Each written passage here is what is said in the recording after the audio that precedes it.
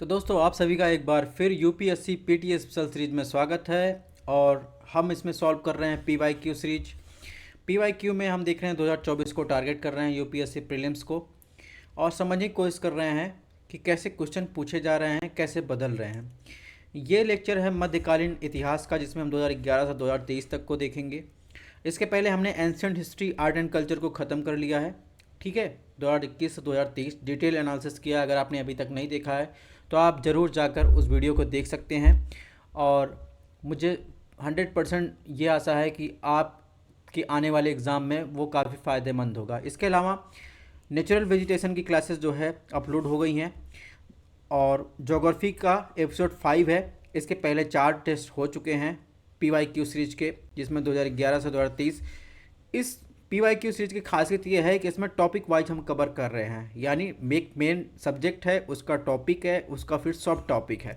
ठीक है, तो इस तरीके से आपको तैयारी करने में या फिर क्वेश्चंस को सॉल्व करने में, या कोई चैप्टर पढ़ रहे हैं एनसीईआरटी का, जैसे अगर 12th क्लास की बात करें एनसीईआरटी, उसमें एक चैप्टर है भौतिक पर्यावरण में, चैप्टर 5 है, जो इसी शीर्षक से है, प्राकृतिक पर्यावरण। इससे क्वेश्चन 2023 में आए हैं, 2022 में आए हैं, 2013 में आए हैं, इनडायरेक्टली डायरेक्टली, तो आपको समझने में आसानी मिलेगी। इसके अलावा एपिसोड 6 हमने जो है पॉलिटी सेक्शन का, ये यूपी पीसीएस पीटी स्पेशल का जल्दी आने वाला है। आप अगर यूपी पीसीएस के लिए तैयारी कर रहे हैं तो ये आपके बहुत ज़्यादा काम आने वाला है। 2022 तक हम पॉलिटी सेक्शन सॉल्व कर चुके हैं।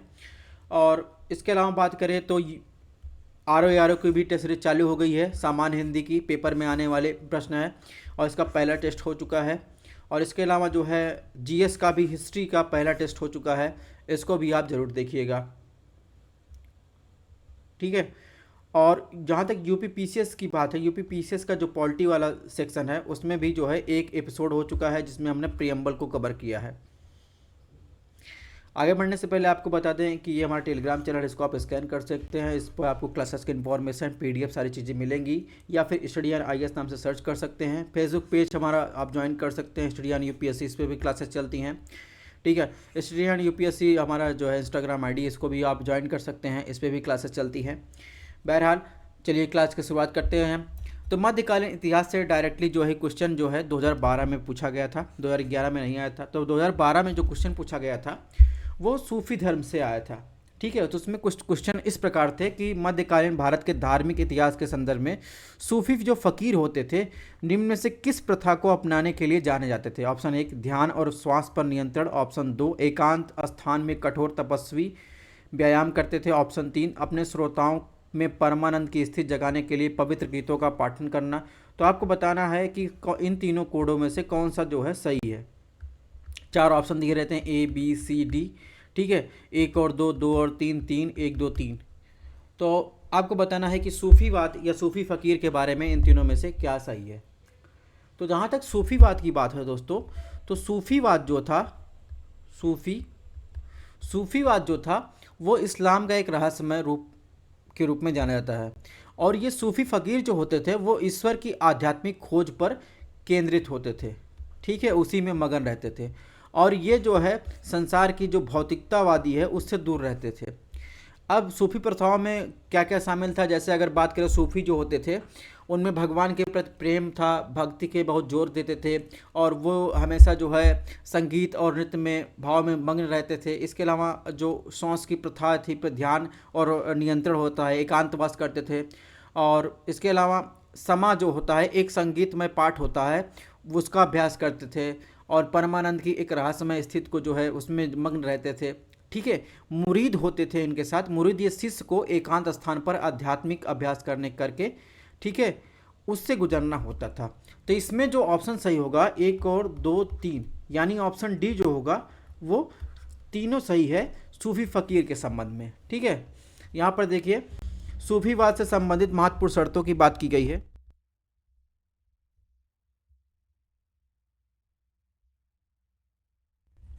तो सूफीवाद से संबंधित महत्वपूर्ण शर्तों की बात, जैसे सूफी पीर मुर्शिद की बात करती है, संत थे, खानकाह थे तो वह स्थान जहाँ सूफी रहते थे, समा होता था, संगीत सभा कहते थे, उर्स क्या कहते हैं, उर्स मौत को कहते हैं, छात्र जो होते हैं अनुयायी होते हैं, खलीफा वो शिष्य होता था, जिक्र जो होता था भगवान के नाम का सस्वर पाठ होता था, तौबा पश्चाताप होता था। तो इन सब चीज़ों को भी आपको ध्यान रखना है। यहाँ पर देखिए सूफीवाद के बारे में एक्सप्लेनेशन दिया गया है। इसके बाद दोस्तों मध्यकालीन इतिहास में 2013 में क्वेश्चन आया, उसमें पूछा है निम्नलिखित भक्ति संतों पर विचार कीजिए, दादू दयाल, गुरु नानक, त्यागराज, इनमें से कौन उस समय उपदेश देता था जब लोधी वंश का पतन हुआ तथा बाबर जो है गद्दी पर बैठा।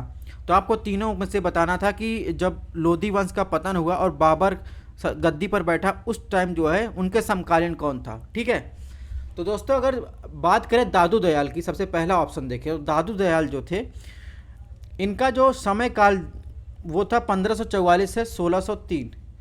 वो गुजरात से संबंधित थे, भारत के एक कवि संत थे और एक धार्मिक सुधारक भी थे।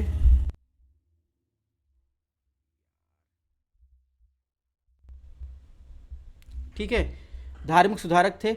इसके अलावा अगर त्यागराज की बात करें तो त्यागराज का जन्म जो हुआ था वो 14 मई 1767 को हुआ था। ठीक है, तमिलनाडु के तंजावुर जिले में। और ये जो त्यागराज थे वो भगवान राम के प्रबल समर्थक थे। ठीक है, त्यागराज से अलग से क्वेश्चन पूछा गया है यूपीपीसीएस में और उसमें यूपीएससी में भी। और जहाँ तक बाबर की बात करें तो इसमें देखेंगे तो गुरु नानक देव का पहले बात कर, गुरु नानक देव का जन्म जो हुआ था 1469 में हुआ था और 1526 में जो है बाबर ने इब्राहिम लोदी को हराया था। तो इस प्रकार देखेंगे तो उनके जो समकालीन थे वो थे गुरु नानक देव। इसमें ऑप्शन बी जो हो जाएगा सही हो जाएगा। और बाबर जब सत्ता पर बैठा तो मुगल वंश की स्थापना हुई, तब जो थे गुरु नानक देव भारत के विभिन्न हिस्सों में घूम रहे थे और सिख धर्म का प्रचार कर रहे थे। एक बार क्या हुआ था दोस्तों, गुरु नानक देव और बाबर की मुलाकात भी हुई थी यात्रा के दौरान। ठीक है, तो इसमें ऑप्शन बी जो हो जाएगा सही हो जाएगा। यहाँ पर देखिए एक्सप्लेनेशन दिया गया है और एडिशनल इन्फॉर्मेशन दी गई है नामदेव और रामानंद के बारे में, शंकर रामन जो वल्लभाचार्य, चैतन्य, कबीर और निम्बकाचार्य के बारे में।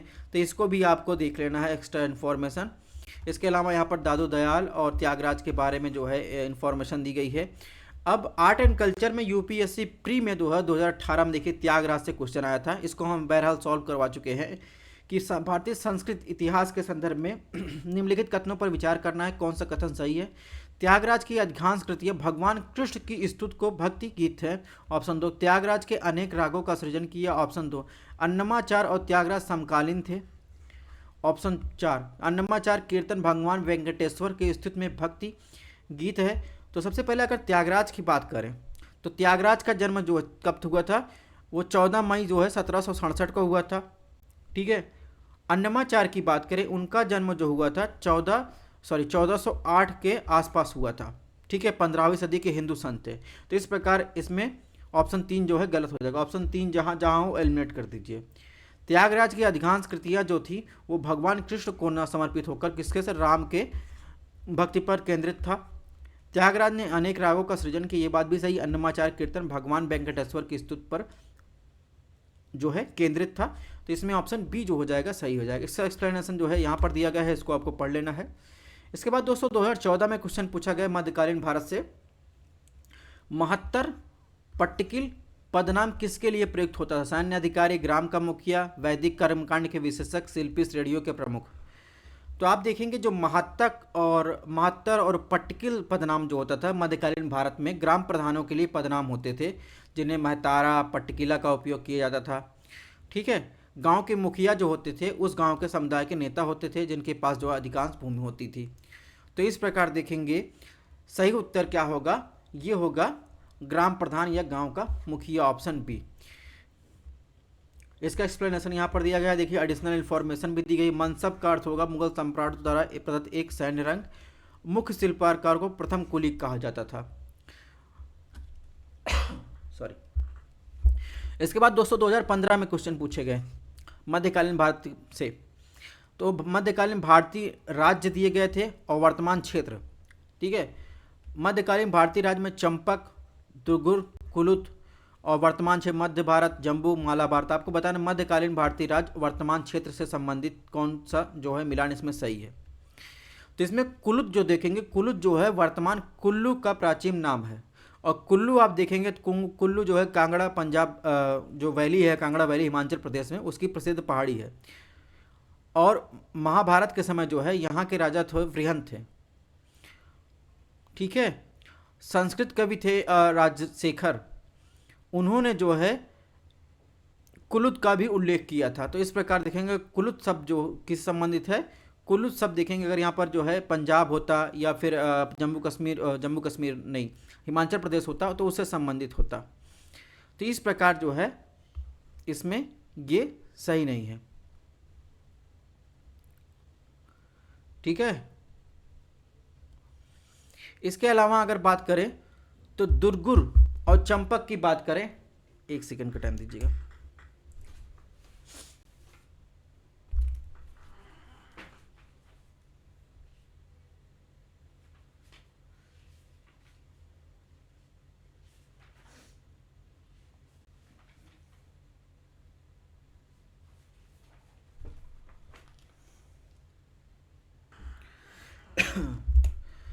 तो दुर्गुर की बात करें और चंपक की बात करें, दुर्गुर या जिसे कहते हैं दुगारा, दुगारा आपने सुना होगा, या डोगरा राज, डोगरा राज आपने सुना होगा। जम्मू कश्मीर 370 के मामले में डोगरा के राजा जो थे उस समय के जो है जम्मू कश्मीर का उल्लेख आपको जो है पंजाब की पहाड़ियों में एक शक्तिशाली राज्य के रूप में था डोगरा वंश। ठीक है। तो ये कहाँ से जम्मू से संबंधित है, तो इसमें ऑप्शन 2 जो है सही है। ठीक है। तो इसमें केवल और केवल जो है ऑप्शन 2 जो होगा वो सही होगा। यहाँ पर देखिए ये हैं कवि जो थे राजशेखर, कन्नौजपति महिपाल जो थे 6वीं शताब्दी के, विजित प्रदेशों में कुलुत शब्द का भी उल्लेख किया था। तो इस प्रकार जो है इसमें जो होगा डोगरा या दुर्गरा जो किससे संबंधित, जम्मू कश्मीर से संबंधित है। इसके बाद दोस्तों 2015 में ही क्वेश्चन पूछा गया, कथन दिया गया था, इनमें से किसने कृष्णा नदी के सहायक नदी के दक्षिणी तट पर एक नए नगर की स्थापना की और उस देवता के प्रतिनिधि के रूप में अपने इस नए राज्य पर शासन करने का दायित्व लिया, जिसके बारे में माना जाता है कि कृष्ण नदी के दक्षिण की समस्त भूमि उस देवता की है। अमोघ वर्ष प्रथम, हरिहर प्रथम, वल्लाल द्वितीय, रुद्र प्रताप, रुद्र द्वितीय। तो देखिए विजयनगर साम्राज्य से क्वेश्चन जो है 2023 में भी पूछे गए, 2015 में पूछे गए, 2018 में पूछे गए। ठीक है। 2021 में भी। ठीक है। तो इस प्रकार देखेंगे साउथ इंडियन हिस्ट्री जो है बहुत ज़्यादा इंपॉर्टेंट हो जाता है। तो चलिए बताइए इसका आंसर क्या होगा। तो जहां तक विजयनगर साम्राज्य की बात करें दोस्तों, तो विजयनगर साम्राज्य के संस्थापक जो थे वो थे हरिहर, और वो प्रारंभिक जो सैन्य कारनामों में की बात करें तो उन्हें तुंगभद्रा नदी जो कृष्णा नदी की सहायक है उस पर अपना नियंत्रण स्थापित किया। धीरे धीरे उन्होंने कोंकण ये सारा जो है एरिया कवर कर लिया। और मदुरई के जो अंतिम शासक थे वीर वल्लाल की मृत्यु की वजह से हरिहर को एक संप्रभु शक्तिशाली राज्य के रूप में उभरने का मौका मिला। तो इस प्रकार इसमें देखेंगे इसका आंसर जो होगा ऑप्शन सी जो होगा इसमें सही है। यहाँ पर देखिए इसका एक्सप्लेनेशन दिया है, इसको आपको पढ़ लेना है। दोस्तों जहाँ तक अमोघ वर्ष की बात है, तो अमोघ वर्ष जो है राष्ट्रकूट वंश के एक प्रसिद्ध राजा थे। इनका शासनकाल 800 से 878 ईसा पूर्व था। अमोघ वर्ष जैनियों के संरक्षक थे और उनसे उदारतापूर्ण जैनियों के दिगंबर संप्रदाय को संरक्षण दिया। वीर वल्लाल की बात करें तो द्वार समुद्रम के होयसल के शासक थे। वह अलाउद्दीन खिलजी के सेना से हार गया था। प्रताप रुद्र द्वितीय की बात करें तो प्रताप रुद्र द्वितीय जिसे रुद्रदेव द्वितीय के नाम से जाना जाता है काकतीय वंश के अंतिम शासक थे। उन्होंने अपनी दादी रुद्रमा देवी को काकतीय सम्राट के रूप में उत्तराधिकारी बनाया था। तो इस प्रकार जो है हमने चारों ऑप्शन को डिटेल से पढ़ लिया। इसके बाद दोस्तों 2015 में ही क्वेश्चन पूछा गया बाबर से संबंधित। बाबर के भारत के आने के फलस्वरूप ऑप्शन 1 उपमहाद्वीप में बारूद के उपयोग की शुरुआत हुई। ऑप्शन 2 इस क्षेत्र की स्थापत्य कला में मेहराब व गुंबद बनाने की शुरुआत हुई। ऑप्शन 3 इस क्षेत्र में तैमूरी या तिमुरिद राजवंश की स्थापना हुई। तो आपको बताना है कौन सा कथन सही है।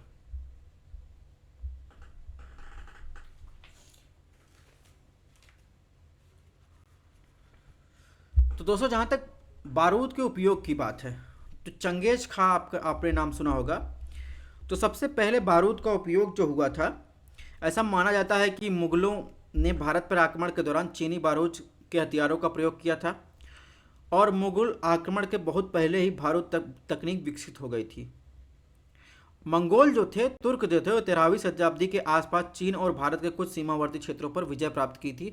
वहाँ पर आप देखेंगे तो बारूद के उपयोग के साक्ष्य मिलते हैं और उससे संबंधित औजारों के। तो इस प्रकार जो है ऑप्शन एक गलत हो जाएगा। और इसके अलावा बाबर के आने पर जो है ये स्थापत्य कला में जो मेहराब और गुंबद जैसी स्थापत्य कला की शुरुआत नहीं हुई, बल्कि तुर्क द्वारा जो है मोहम्मद गोरी का जब आक्रमण हुआ था उसके बाद जो है ये मेहराब और गुंबद जैसी संरचना का निर्माण चालू हुआ। ठीक है, इसके अलावा इस क्षेत्र में तिमूरी या तिरमुज राजवंश स्थापित हुआ, ये बात सही है, ऑप्शन बी जो है इसमें सही है, बस इसके अलावा और कोई बात सही नहीं है। तो ये है चंगेज खां। तो पहली बार जो देखेंगे तो इसमें चीन में 13वीं सदी के आसपास जो है भारत और उसके सीमावर्ती क्षेत्रों पर जो है बारूद और कैनॉन का उपयोग किया गया था। मोहम्मद गोरी के आने के बाद, मोहम्मद गोरी का आक्रमण हुआ था, उस टाइम जो है मेहराब और गुंबद का उपयोग चालू हुआ था। ठीक है, तो इस प्रकार जो है इसका एक्सप्लेनेशन दिया गया है। नेक्स्ट क्वेश्चन बात करें मध्यकालीन इतिहास में 2016 में क्वेश्चन पूछा गया, विजयनगर शासक कृष्णदेवराय की कराधान व्यवस्था से संबंधित निम्नलिखित कथनों पर विचार कीजिए। ऑप्शन एक, भूमि की गुणवत्ता के आधार पर भू राजस्व की दर नियत होती थी। ऑप्शन दो, कारखानों के निजी स्वामी एक औद्योगिक कर देते थे। तो आपको बताना है विजयनगर साम्राज्य के कृष्णदेवराय के संबंध में क्या सही है। ठीक है, तो चलिए जल्दी से इसका उत्तर दीजिए।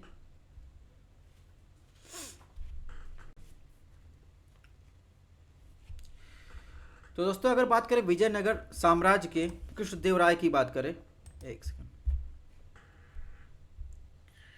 तो विजयनगर के शासकों ने दमनकारी कराधान जो टैक्स सिस्टम का पालन किया था। ठीक है, लेकिन जब कृष्णदेवराय के शासनकाल में क्या हुआ, भूमि की गुणवत्ता के आधार पर भू राजस्व के 1/3 और 6वें भाग के बीच जो है जो टैक्स थी वो राजस्व ली जाती थी। तो इस प्रकार देखेंगे ऑप्शन एक जो है सही है। ऑप्शन दो की बात करें तो ऑप्शन दो भी सही है, कारखानों में निजी स्वामी औद्योगिक कर देते थे। तो इस प्रकार इसमें जो है एक और दो दोनों सही है। अब देखेंगे इसमें जो है विजयनगर साम्राज्य में जब कृष्णदेवराय प्रथम आए तो भूमि टैक्स के अलावा यानी भू राजस्व के अलावा दुकानदार, खेतिहर, कर्मकार, पोस्टर, थानेदार, संगीतकार आदि पर जो है टैक्स लगाए जाते थे। चराई व गृह कर भी लगाए जाते थे। व्यापार से विनिर्मित वस्तुओं पर भी टैक्स लगाया जाता था। कर्तव्य सीमा शुल्क से युक्त वाणिज्य कर भी लगाए जाते थे और निजी स्वामी के औद्योगिक जो है टैक्स भी देते थे। इस प्रकार दोनों सही है। नेक्स्ट दोस्तों 2016 में मध्यकालीन भारत इतिहास से पूछा गया 2016 में कि भारतीय इतिहास में मध्यकाल में बंजारे सामान्यतः कौन थे? कृषक थे, बुनकर थे, योद्धा थे, व्यापारी थे। तो आपको बताना है कि मध्यकालीन भारत में जो बंजारा समुदाय था वो क्या थे। तो बंजारा जो थे मध्यकालीन कई अलग अलग जनजाति समूह थे। कुछ शिकारी थे, कुछ खानाबदोश थे। ठीक है, और इस प्रकार एक खानाबदोश समूह क्या कहते थे, बंजारे था। तो बादशाह जो थे जहांगीर ने अपने वृत्तांत में लिखा है कि बंजारों ने अपने बैलगाड़ियों पर विभिन्न क्षेत्रों से अनाज लाकर शहरों में बेचते थे। इससे लगता है कि बंजारे जो थे वो क्या थे, व्यापारी थे। ठीक है, यहाँ पर देखिए इसका एक्सप्लेनेशन दिया गया था। और इसके अलावा देखेंगे अलाउद्दीन खिलजी के काल में बंजारे ने एक महान भूमिका निभाई। अलाउद्दीन खिलजी बंजारों को शहरी बाजारों से अनाज पहुंचाने के लिए इस्तेमाल किए करते थे। बंजारे एक स्थान दूसरे स्थान पर वस्तुओं का परिवहन करते थे। तो इस प्रकार इसमें ऑप्शन जो सही होगा वो व्यापारी, बंजारे क्या थे, व्यापारी थे। इसके बाद दोस्तों 2016 में ही क्वेश्चन पूछा गया, मध्यकालीन भारत के आर्थिक इतिहास के संदर्भ में अर्घट किस रूप में निरूपित किया गया। ऑप्शन एक, बधुआ मजदूर। ऑप्शन दो, सैन्य अधिकारियों को दिए गए भूमि अनुदान।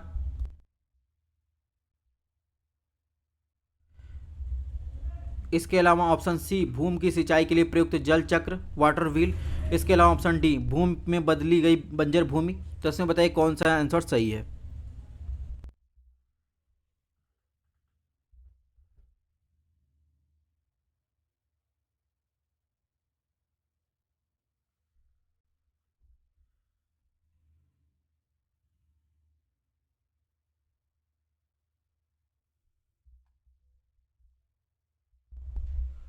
तो दोस्तों अगर बात करें अर्घट की तो इसको आपने गांव में ज़रूर देखा होगा।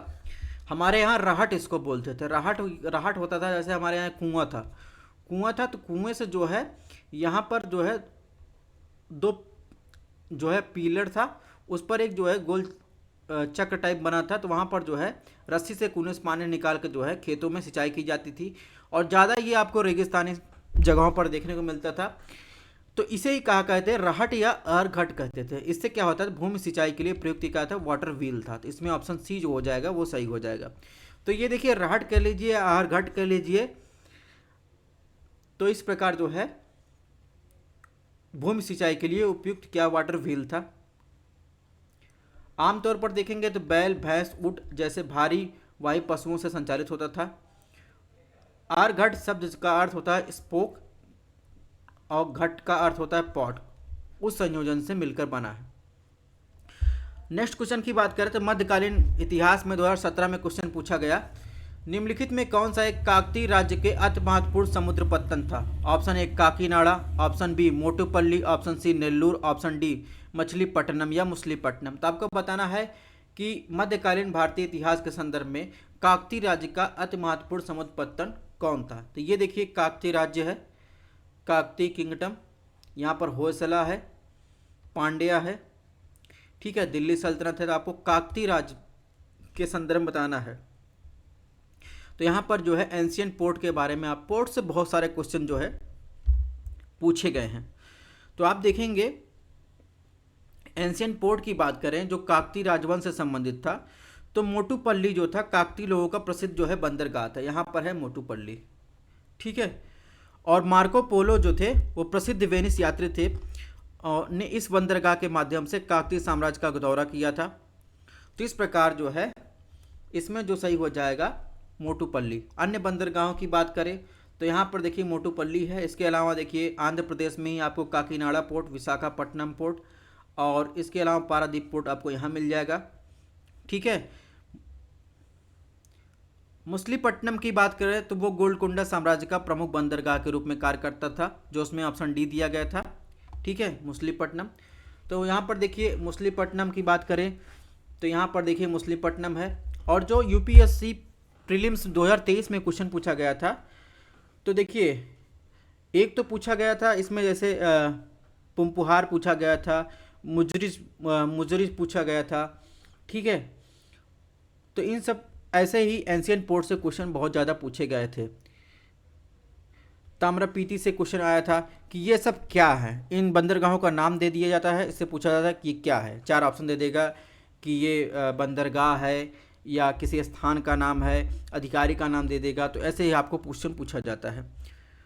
बहरहाल नेक्स्ट क्वेश्चन की बात करें 2018 में क्वेश्चन पूछा गया, निम्नलिखित विदेशी यात्रियों में किसने भारत के हीरो और हीरे की खदानों का विस्तृत रूप से चर्चा की है। Option A Francois Bernier, option B Jean Baptiste Tavernier, option C जियादर Thevenot, option D Abbe Barthelemy कारे। तो आपको बताना है किसने जो है विदेशी यात्रियों में इन चारों में से भारत के हीरे और हीरे के खदानों का विस्तृत वर्णन किया गया है। तो जहाँ तक फ्रांसवा बर्नियर की बात करें तो ये जो थे, इनकी पुस्तक है ट्रेवल्स इन मुगल्स एम्पायर। उन्होंने किसानों का जीवन, उनकी दयनीय स्थिति के और नगरों ग्रामीण इलाकों के जीवन के बारे में बताया है। और इसके अलावा जिया बेस्फिट टेवेरियर की बात करें तो ये 17वीं शताब्दी के एक फ्रांसीसी रत्न व्यापारी थे। तो इसमें ऑप्शन बी जो हो जाएगा सही है। तो ये क्या थे, जौहरी थे, और एक निजी व्यक्ति और व्यापारी ने अपने स्वयं की व्यय पर यात्रा किया था इन्होंने अपने, ठीक है। और अपने स्वयं के खाते से 1630 और 1668 के बीच फारस और भारत के लिए 6 यात्राएं की थी। तो इन्होंने भारत के हीरे और हीरे के खानों के बारे में जो है विस्तृत से चर्चा की थी। तो इसमें जो हो जाएगा ऑप्शन बी जो हो जाएगा सही हो जाएगा। यहाँ पर और विदेशी यात्रियों के बारे में डिटेल में दिया गया है, इसको वीडियो पॉज करके पढ़ सकते हैं। नेक्स्ट क्वेश्चन की बात करें तो मध्यकालीन इतिहास से 2019 में क्वेश्चन पूछा गया, मुगल भारत के संदर्भ में जागीरदार और जमींदार के बीच क्या अंतर है। ऑप्शन एक दिया गया, जागीरदार के पास न्यायिक पुलिस दायित्वों के एवज में भूमि आवंटन का अधिकार होता था, जबकि जमींदारों के पास राजस्व का अधिकार होता था। उन पर राजस्व उगाही को छोड़कर अन्य दायित्वों को पूरा करने की बाध्यता नहीं होती थी। ऑप्शन 2 दिया गया है, जागीरदारों को किए गए भूमि आवंटन वंशानुगत होते थे और जमींदारों के राजस्व अधिकार वंशानुगत नहीं होते थे। तो आपको सही उत्तर बताना है जागीरदार और जमींदार के बीच। तो चलिए जल्दी से उत्तर बताइए। इसमें कौन सा ऑप्शन सही होगा, जागीरदार और जमींदार के बीच। तो दोस्तों जहाँ तक जागीरदार के पास की बात करें तो जागीरदार के पास जो है न्यायिक और पुलिस शक्ति नहीं होती थी, पुलिस दायित्व नहीं होता, बल्कि जो न्यायिक और पुलिस दायित्व होता था वो जमींदारों के पास होता था। जागीरदारों के पास क्या होता था, जब सैन्य सेवाओं के बदले उन्हें भूमि आवंटन मतलब धारक भूमि जो है बांटी जाती थी। तो इस प्रकार इसमें जो है ऑप्शन एक जो हो जाएगा गलत हो जाएगा, यानी जस्ट रिवर्स इसमें किया था। न्यायिक और पुलिस दायित्व कौन थे, जमींदार थे। ये जमींदार जो थे वो वंशानुगत होते थे, यानी ठीक है, जमींदारी प्रथा आपने सुना होगा कि बाप भी जमींदार, उनका खानदान पूरा एक जो है जमींदारी खानदान है। लेकिन अगर जागीरदार की बात करें तो जागीरदार वंशानुगत जो है नहीं होते थे, ठीक है, जस्ट इसका रिवर्स दिया गया था। तो इसमें ऑप्शन जो है दो भी गलत, यानी ऑप्शन डी जो हो जाएगा वो सही हो जाएगा। तो यहाँ पर देखिए जमींदार और जागीरदार के बारे में डिटेल में लिखा गया है, इसको आपको पढ़ लेना है। नेक्स्ट क्वेश्चन की बात करें तो इसमें 2019 में क्वेश्चन पूछा गया कि निम्नलिखित कथनों पर विचार कीजिए। दिल्ली सल्तनत के राजस्व प्रशासन में राजस्व वसूली के प्रभारी आमिल कहा जाता था। ऑप्शन दो, दिल्ली सुल्तानों में इक्ता प्रणाली की एक प्राचीन देसी संस्था थी। ऑप्शन तीन, मीर बख्शी का पद दिल्ली के खलजी सुल्तानों के शासनकाल में अस्तित्व में आया। कौन सा कथन सही है, तो चलिए बताइए इसमें कौन सा कथन सही है।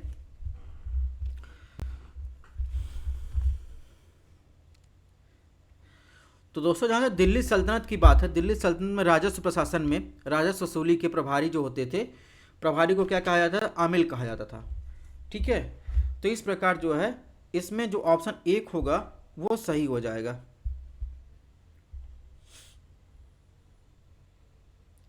तो आमिल जो होते थे वो सल्तनत काल के दौरान राजस्व वसूलने के अधिकारी होते थे। अकबर जो थे उन्होंने समय समय पर किसानों को ऋण देने, उन्हें उच्च गुणवत्ता वाले बीज प्रोत्साहित करने के लिए आमिलों को जो है निर्देशित किया था। इस प्रकार ऑप्शन एक जो है सही है। तो देखिए एक कहाँ है, ऑप्शन सी एलिमिनेट कर दीजिए। इसके अलावा ऑप्शन दो की बात करें तो दिल्ली के सुल्तानों में इक्ता प्रणाली की एक प्राचीन देसी संस्था थी, ये बात गलत है। तो दिल्ली के सुल्तानों द्वारा जो पेश किया गया था मूल रूप से जो है मध्य एशियाई और पश्चिमी एशियाई के जो है मूल थे, उनके द्वारा ये पेश किया था गया था। दिल्ली के सुल्तानों द्वारा जो है ये एकता प्रणाली पेश नहीं की गई थी, बल्कि जो मूल रूप से क्या थे मध्य एशियाई और पश्चिम एशियाई के मूल थे उनके द्वारा ये पेश किया गया था। और इसके अलावा ऑप्शन तीन की बात करें तो ऑप्शन तीन जो है ये भी गलत है। मीर बख्शी जो थे मीर का मतलब होता है, मीर बख्शी का मतलब होता है, जिसमें मीर का मतलब होता है सेना का प्रमुख उपाधि। बख्शी जो होता था मुगल जो होते मुगल अकबर के शासनकाल में होते थे, तो उनका पद जो होता था दिल्ली के खलजी सुल्तानों का शासनकाल में अस्तित्व आया। ये बात जो है गलत है, यानी जो था मीर बख्शी का पद जो था अकबर के शासनकाल में आया। तो इस प्रकार जो है इसमें ऑप्शन ए सही होगा। तो खिलजी सुल्तानों के शासनकाल में मीर बख्शी का पद नहीं आया था, ये भी आपको ध्यान रखना है।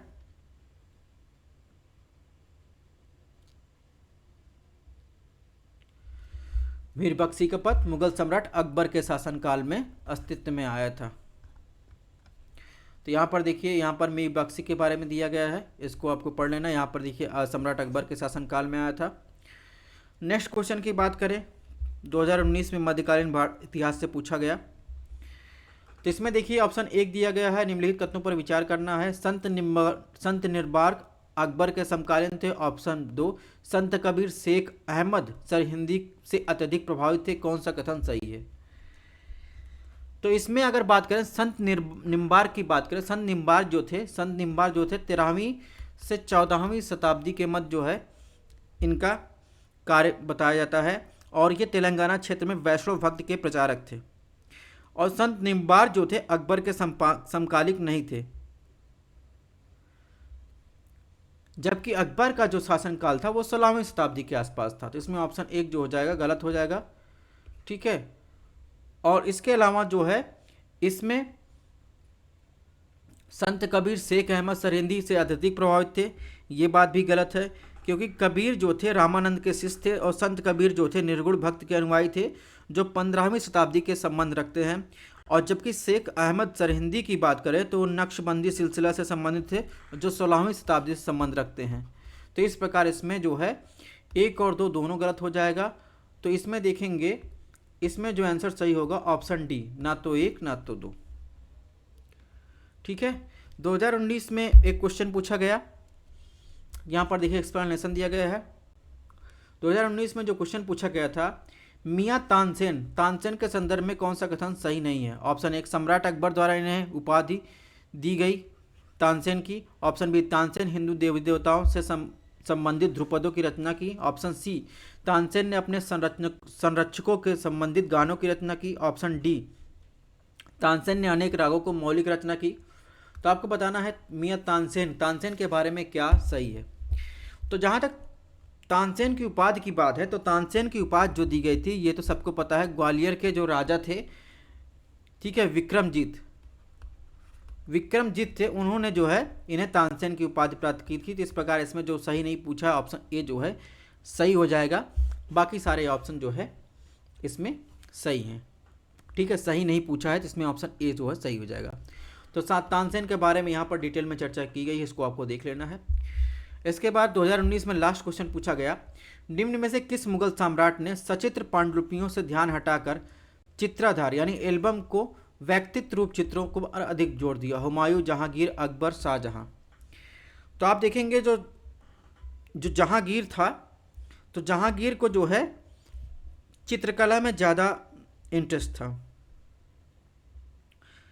ठीक है, और जहांगीर अकबर का सबसे बड़ा पुत्र था, और जहांगीर ही था जिसने जो है 5वें सिख गुरु अर्जुन देव को मृत्युदंड दी थी, और जहांगीर के समय ही मुगल चित्रकला अपने चरम पर पहुंची थी। तो इस प्रकार इसमें जो है सीधे सीधे ऑप्शन जो है ऑप्शन सी जो है सही हो जाएगा। और हुमायूं तो आपको पता है बाबर का पुत्र था, और इसके अलावा शाहजहां जो था जहांगीर का जो है पुत्र था, और शाहजहां के शासनकाल में ही फ्रांसीसी यात्री जो थे टेवनियर जो है इन्हीं का दौरा किए थे। यहाँ पर देखिए इसका एक्सप्लेनेशन दिया गया, इसको आपको पढ़ लेना है। इसके बाद दोस्तों अब बात करेंगे 2020 में मध्यकालीन इतिहास से एक ही क्वेश्चन पूछा गया था, इसको देख लेते हैं। तो इसमें पूछा है, निम्नलिखित घटनाओं पर विचार कीजिए, उपयुक्त घटनाओं प्राचीन काल से आरंभ कर सही कालक्रमों क्रोनोलॉजी में आपको बताना। ऑप्शन 1, राजा भोज के अधीन प्रतिहारों का उदय हुआ। ऑप्शन 2, महेंद्र वर्मन फर्स्ट अधीन पल्लव सत्ता की स्थापना हुई। ऑप्शन 3, परांतक फर्स्ट द्वारा चोल सत्ता की स्थापना हुई। ऑप्शन 4, गोपाल द्वारा पाल वंश की स्थापना हुई। तो आपको बताना है कौन सा इसमें जो है क्रोनोलॉजी बताना है कि कब क्या घटित हुआ। तो आपसे देखेंगे महेंद्र वर्मन फर्स्ट के अधीन जो है पल्लव सत्ता की स्थापना की बात करें, तो महेंद्र वर्मन के अधीन पल्लव सत्ता की स्थापना जो हुई थी 571 से 630 सीई के आसपास हुई थी।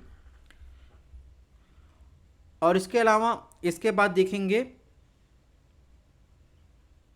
गोपाल द्वारा पाल वंश की स्थापना की गई थी। ठीक है, और ये कब हुआ था? ये लगभग हुआ था 750 ईस्वी में जो है पाल वंश की स्थापना हुई थी। इसके बाद हुआ था प्रतिहार के राजा भोज जो थे, उनके द्वारा 836 से 885 ईस्वी के आसपास जो है इस दौरान शासन किया गया था। और इसके बाद चोल वंश के परांतक फर्स्ट ने 907 ईस्वी से 953 ईस्वी के आसपास जो है उन दौरान शासन किया था। तो इस प्रकार देखेंगे, सबसे पहले जो है महेंद्र वर्मन के अधीन पल्लव सत्ता की स्थापना हुई, फिर गोपाल द्वारा राजवंश की स्थापना हुई, उसके बाद हुआ राजा भोज के अधीन प्रतिहारों का उदय हुआ, फिर हुआ जो है परांतक फर्स्ट द्वारा चोल सत्ता की स्थापना। तो इस प्रकार देखेंगे क्रोनोलॉजी जो होगा, पहले 2 फिर 4, उसके बाद देखेंगे 1 राजा भोज द्वारा अधीन प्रतिहारों का उदय, फिर 3। तो इसमें देखेंगे 2 4 3 1 जो है ऑप्शन सी जो है इसमें सही है।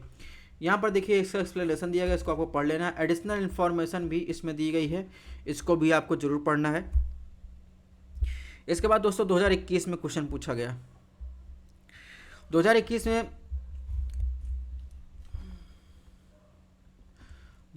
में क्वेश्चन पूछा गया, मध्यकालीन भारत के संदर्भ में निम्नलिखित में कौन सा आकार के दृष्टि से आरोही क्रम में सही क्रम अनुक्रम है? पहले परगना सरकार सूबा, या सरकार परगना सूबा, सूबा सरकार परगना, परगना सूबा सरकार। तो आपको बताना है सही क्रोनोलॉजी क्या है। तो मुगल साम्राज्य में की बात करें तो वहाँ पर अनिवार्य रूप से सैन्य की प्रकृति जो थी वहाँ पर सम्राट जो है शब्द का कानून था। तो मुगल साम्राज्य सूबा में विभाजित था, सूबा को आगे सरकार में विभाजित किया गया और सरकार को आगे परगना में विभाजित किया गया था, और परगना के अधीन जो है कई गांव हुआ करते थे। तो इस प्रकार जो है सबसे जो छोटा होगा परगना, फिर सरकार, फिर सूबा, सूबा सबसे बड़ा है। तो इसमें देखेंगे ऑप्शन ए जो है वो सही है। तो यहाँ पर देखिए सबसे छोटा परगना, उसके अधीन कई गांव होते थे, फिर उससे सरकार, फिर सूबा, सूबा सबसे बड़ा हुआ करता था। इसके बाद जो है 2021 में क्वेश्चन पूछा गया, भारतीय इतिहास के संदर्भ में निम्नलिखित कथनों पर विचार कीजिए। ऑप्शन एक, हैदराबाद राज्य अरकोट के निजमत या निजामत का उदय हुआ। ऑप्शन बी, विजयनगर साम्राज्य के मैसूर राज्य का उदय हुआ। ऑप्शन सी, रुहेलखंड राज्य का गठन अहमद शाह दुर्रानी के द्वारा अधिकृत राज्य क्षेत्र से हुआ। तो आपको बताना कौन सा कथन सही है।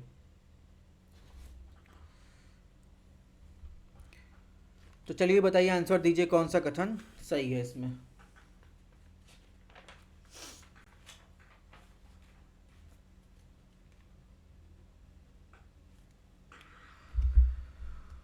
तो दोस्तों अगर बात करें हैदराबाद राज्य की बात करें,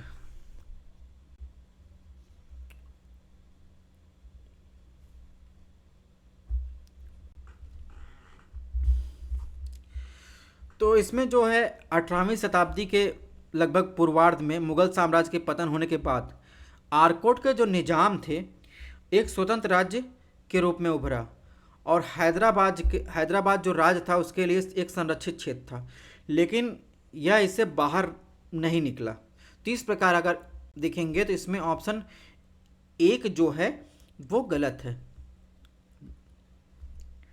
ऑप्शन दो की बात करें तो ऑप्शन दो सही है। ठीक है, जो मैसूर साम्राज्य में वाडियार वंश था उसके तहत एक शक्तिशाली राज्य था, और जो शुरू में विजयनगर साम्राज्य के एक जागीरदार के रूप में कार्य करता था।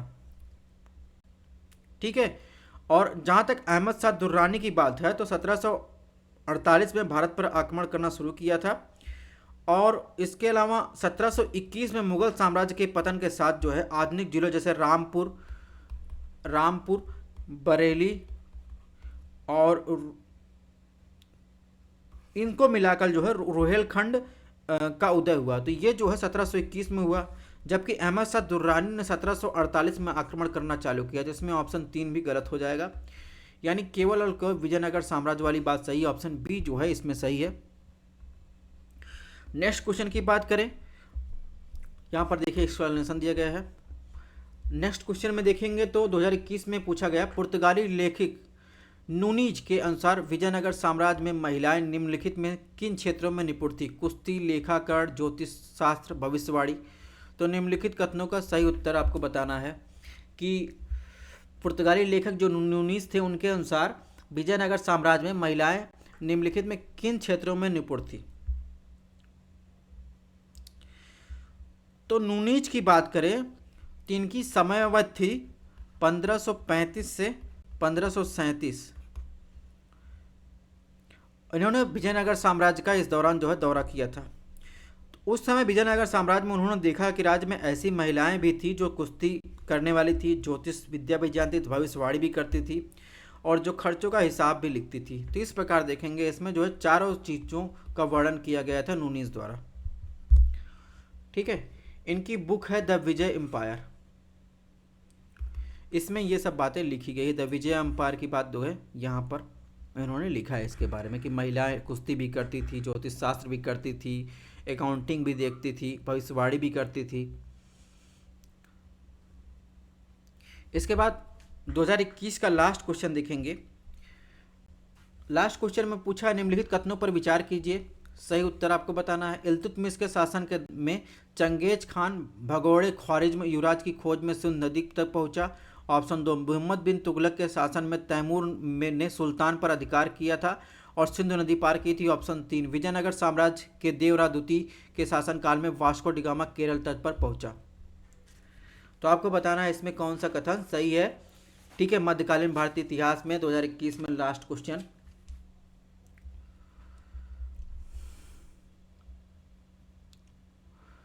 तो जहाँ तक इल्तुतमिश की बात है तो इल्तुतमिश के शासनकाल में चंगेज खान जो भगोड़े ख्वारिज्म के युवराज की खोज में सिंधु नदी तक पहुँचा था, ये बात जो है बिल्कुल सही है कि इल्तुतमिश के शासन के दौरान जो चंगेज खान ने सिंध नदी के पास जो है जलाल अल दीन को हराया था। तो इस प्रकार देखेंगे इसमें ऑप्शन एक सही है। इसके अलावा अगर बात करें मोहम्मद बिन तुगलक का शासनकाल की बात करें तो 1325 से 1351 तक था। उनके शासन के दौरान तैमूर ने मुल्तान पर अधिकार किया था और सिंध नदी पार की थी। तो ये बात जो है गलत है, क्योंकि इनका शासनकाल जो 1325 से 1358 और 1398 में तैमूर ने भारत पर आक्रमण किया था, और इनका शासनकाल 1325 से 1351 तक है मोहम्मद बिन तुगलक का। जबकि वहीं तैमूर ने जब भारत पर आक्रमण किया था उस टाइम में जो क्या समय था 1398। तो इस प्रकार ऑप्शन 2 भी गलत हो जाएगा। अब बात करें ऑप्शन नंबर 3 की, तो विजयनगर साम्राज्य के देवराय द्वितीय के शासनकाल में वास्को डिगामा जो है केरल तट पर पहुंचा था। ये बात बिल्कुल गलत है। अगर विजयनगर साम्राज्य के बात करें तो उसका जो काल था 1422 से 1446 के आसपास था, और वास्को डिगामा भारत में आया था 1400 लगभग अगर मान ले 1498 में भारत आया था।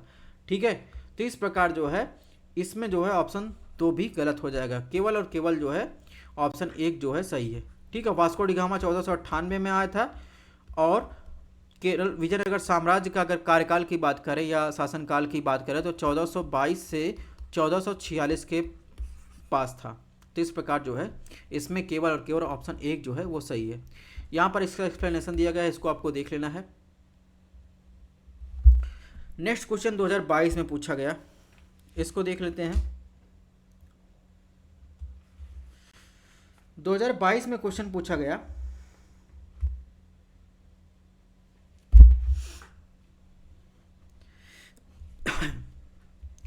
इसमें पूछा गया राजा दिया है, राजवंश से संबंधित करना है आपको।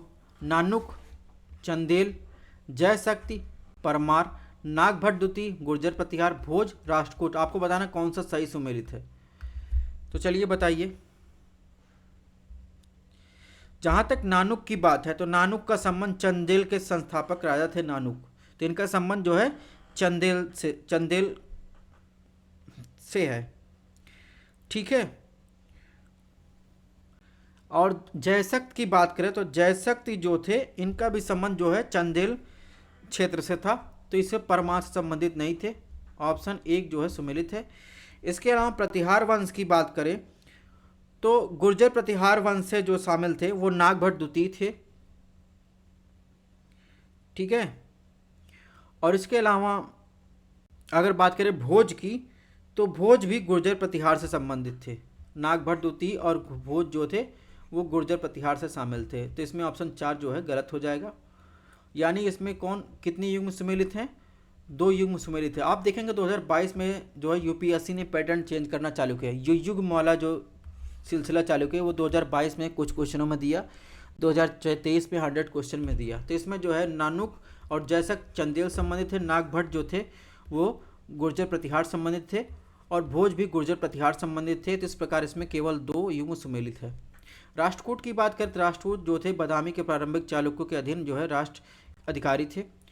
ठीक है, दंतिवर्मन दंतिदुर्ग राष्ट्रकूट के संस्थापक जो है सदस्य थे। इसके अलावा जो है 2022 में क्वेश्चन पूछा गया, मध्यकालीन भारत में शब्द फड़म किससे निर्दिष्ट करता है? पहनावा, आभूषण, सिक्के, हथियार।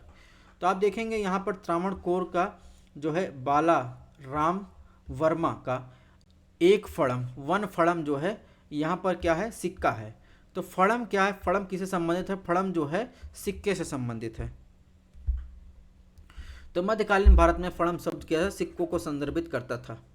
इसके अलावा अगर बात करें तो अब्दुल रज्जाक के अनुसार इस देश में जो है उनके पास 3 प्रकार के सिक्के होते थे जो मिश्र धातु में मिलाए गए सोने से बने। एक जो होता था उसे क्या कहते थे? बहरव कहा जाता था, जिसका वजन लगभग 1 मित्कल होता था जो 2 दिनार के बराबर होता था। दूसरा प्रकार जो होता है उसे लोपकी कहा जाता था। तीसरा जो प्रकार होता था उसे फड़म कहा जाता था।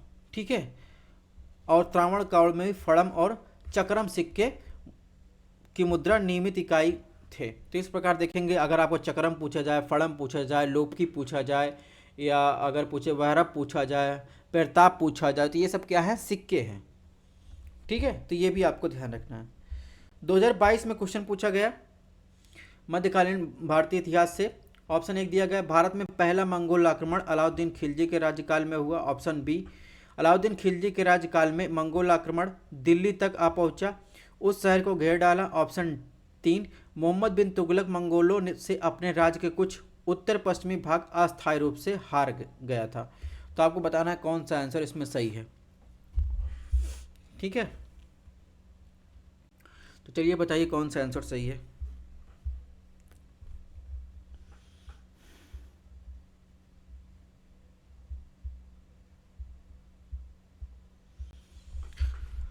तो दोस्तों बात करें भारत पर पहले मंगोल आक्रमण की, तो पहला मंगोल आक्रमण जो हुआ था वो इल्तुतमिश के शासनकाल में हुआ था। चंगेज खान ने पहली बार किया था, जब हम एक्सप्लेनेशन दे रहे थे। ठीक है, पहले वाले ईयर का क्वेश्चन सब सॉल्व करवा रहे थे, उसमें बता रहे थे इल्तुतमिश के शासनकाल में चंगेज खान ने पहली बार जो है आक्रमण किया था। तो जलालुद्दीन खिलजी के शासनकाल में नहीं किया था। इसमें ऑप्शन एक गलत हो जाएगा। ऑप्शन दो की बात करें तो ऑप्शन दो सही है कि अलाउद्दीन खिलजी के राज्यकाल में एक मंगोल आक्रमण दिल्ली तक आ पहुंचा था, उस शहर को घेर डाला था। तो अगर बात करें इस टाइम जो है 1296 से 99 के बीच जफर खान थे। जफर खान ने जलंधर में मंगोलों को हराया था। ठीक है, तो इसके अलावा ऑप्शन तीन की बात करें, ऑप्शन दो सही है। ऑप्शन तीन की बात करें तो ऑप्शन तीन जो है गलत है। मोहम्मद बिन तुगलक जो है मंगोलों ने से अपने राज्य के कुछ उत्तर पश्चिमी भाग को अस्थायी रूप से हार गए थे, तो ये बात जो है गलत है। तो इस प्रकार इसमें देखेंगे, इसमें जो है केवल और केवल ऑप्शन दो जो है सही है। मोहम्मद बिन तुगलक की बात करें सॉरी, मोहम्मद बिन तुगलक जो है 1329 में तमशीन खान दिल्ली के बाहरी इलाके तक पहुंचने में सक्षम था, लेकिन मोहम्मद बिन तुगलक से हार गया था। तो इस प्रकार देखेंगे ऑप्शन तीन जो है इसमें सही नहीं है। नेक्स्ट क्वेश्चन की बात करें, इसके अलावा मंगोल के बारे में यहाँ पर डिटेल में दिया गया है। मंगोल के बारे में आपको सारी डिटेल यहाँ पर दी गई है, इसको आप वीडियो पॉज करके PDF से पढ़ सकते हैं। मध्यकालीन भारतीय इतिहास में लास्ट क्वेश्चन 2022 में पूछा गया, भारतीय इतिहास के संदर्भ में निम्नलिखित कथनों में कौन सा कुल्हान दरान कहलाते थे। कुल्हान दरान का अरब व्यापारी, फारसी खुशनवीश, कलंदर, सैयद। तो दोस्तों कुल्हान दरान की बात करें जो भारतीय इतिहास के संदर्भ में सैयद के रूप में जाना जाता था। और इस्लाम जो धर्म था उस वर्ग में कई महत्वपूर्ण समूह हुआ करते थे, जैसे धर्मशास्त्री, तपस्वी, सैयद, पीर और उनके वंशज। इनमें सबसे महत्वपूर्ण धर्मशास्त्री थे। ठीक है, सैयद क्या होता था, सैयद एक नुकीली टोपी होती थी जिसे कुलाह कहते थे, कुलाह पहनते थे। ठीक है, उसे कुलाह भी कहते थे। दिल्ली सल्तनत के दौरान कुलाह उल दरान के नाम से जाना जाता था। तो इस प्रकार जो सैयद से संबंधित है कुलान दरान, इसे कहते हैं कुलान दरान। अब बात करेंगे, यहाँ पर देखिए कुलान दरान के बारे में दिया गया है, इसको आपको पढ़ लेना। अब बात करेंगे UPSC प्रीलिम्स 2023 में मध्यकालीन भारतीय इतिहास से क्वेश्चन जो पूछे गए हैं। तो मध्यकालीन गुजरात के निम्नलिखित शासकों में किसे दीव की पुर्तगालियों को सौंप दिया गया था। अहमद शाह, महमूद बेगड़ा, बहादुर शाह, मोहम्मद शाह। तो आपको बताना है किसे जो है मध्यकालीन गुजरात के निम्नलिखित शासकों में किसने जो है दीव के पुर्तगालियों को सौंप दिया था। तो इसके बारे में जो है कई बार ये क्वेश्चन आ भी चुका है घुमा फिरा के। बहादुर शाह थे। ठीक है, उन्होंने 1526 से 1535 तक और 1536 से 1537 तक भारत के मध्यकालीन राज्य गुजरात पर सल्तनत पर शासन किया था। 1534 में बहादुर शाह ने बसीन शहर से पहले पुर्तगाली को ये दे दिया था। तो इस प्रकार देखा जाए तो इसका संबंध जो किससे है, बहादुर शाह से संबंधित है कि उसने द्वीप को पुर्तगालियों को सौंप दिया था बहादुर शाह ने। और इसके अलावा 1537 में अगर बहादुर शाह के बारे में बात करें, 1537 में बहादुर शाह जो थे गुजरात के तट पर एक पुर्तगाली जहाज़ पर उसने जो है मिलने जा रहा था, तब उसने क्या, पुर्तगालियों ने उसे मार डाला और उसके शरीर को अरब सागर में फेंक दिया था। ठीक है, ये घटना हो गई थी बहादुर शाह के साथ। यहाँ पर देखिए इसका एक्सप्लेनेशन दिया गया है। इसके अलावा 2023 में क्वेश्चन पूछा गया मध्यकालीन भारतीय इतिहास से, विजयनगर साम्राज्य से संबंधित है। इनमें से किस शासक ने तुंगभद्रा नदी पर एक विशाल बांध निर्मित करवाया और नदी से राजधानी तक कई किलोमीटर तक लंबी नहर और कुल्या का निर्माण करवाया? देवराय प्रथम, मल्लिकार्जुन, वीरराज, विरूपाक्ष। तो इसको आपको पता है, विजयनगर साम्राज्य जो संबंधित था देवराय प्रथम ने, इससे जो है आप देखेंगे देवराय प्रथम ने ये तुंगभद्रा डैम है, कई किलोमीटर लंबी नालियों का निर्माण करवाया था। ठीक है, तो इसमें ऑप्शन जो है ऑप्शन ए सही हो जाएगा, विजयनगर साम्राज्य। नेक्स्ट क्वेश्चन की बात करें 2023 में पूछा गया था, निम्नलिखित साम्राज्यों पर विचार कीजिए, कितने साम्राज्यों ने अपने राज्य आज 8वीं शताब्दी ईसा पूर्व में स्थापित किए? होयसल, गढ़वाल, काकती, यादव। तो देखिए कुछ क्वेश्चन होते हैं कि अगर किसी राजवंश का शासनकाल है ये इतने सन से इतने ईस्वी तक था, या तो वो पूछ लेगा या तो उस शासनकाल का नाम दे देगा। ठीक है, होयसला दे दिया, गढ़वाल, काकती, यादवा। अब आपको अगर ड्यूरेशन टाइम पीरियड याद है तो वो आप कंपैरेटिव स्टडी कर सकते हैं। तो फैक्चुअल इन्फॉर्मेशन को कई बार यूपीएससी अप्लाइड किया है। जैसे होयसला साम्राज्य की बात करें तो इनका कार्यकाल की बात करें तो ये 10वीं से 14वीं शताब्दी के आसपास थे। गढ़वाल राजवंश की बात करें तो गढ़वाल राजवंश से 12वीं से 13वीं शताब्दी के आसपास थे। ठीक है, यादवा और काकतीय जो थे वो 13वीं से 15वीं शताब्दी के आसपास थे। तो इस प्रकार देखेंगे इसमें जो ऑप्शन जो होगा, जिसमें जो है आज जो 8वीं शताब्दी के आसपास स्थापित किए गए थे, ऐसा तो कोई जो है आप शासनकाल देख नहीं सकते। ठीक है, तो इसमें ऑप्शन डी जो हो जाएगा वो सही हो जाएगा। अब देखिए होयसला साम्राज्य जो थी वो 10वीं से 14वीं शताब्दी के बीच दक्षिण भारत में कुछ हिस्सों पर शासन किया था।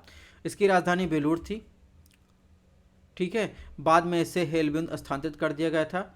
इसके अलावा गढ़वाल की बात करें 12वीं 14वीं शताब्दी में मुस्लिम विजय की पूर्व संध्या पर उत्तर भारत में कई शासक परिवारों में एक थे। और इसके अलावा बात करें होयसला की बात करें, होयसला की बात होगी, यादवा काकती की बात करें 13वीं से 15वीं शताब्दी में दक्षिण भारत के इतिहास को दो अलग अलग चरणों में प्रस्तुत किया जाता है।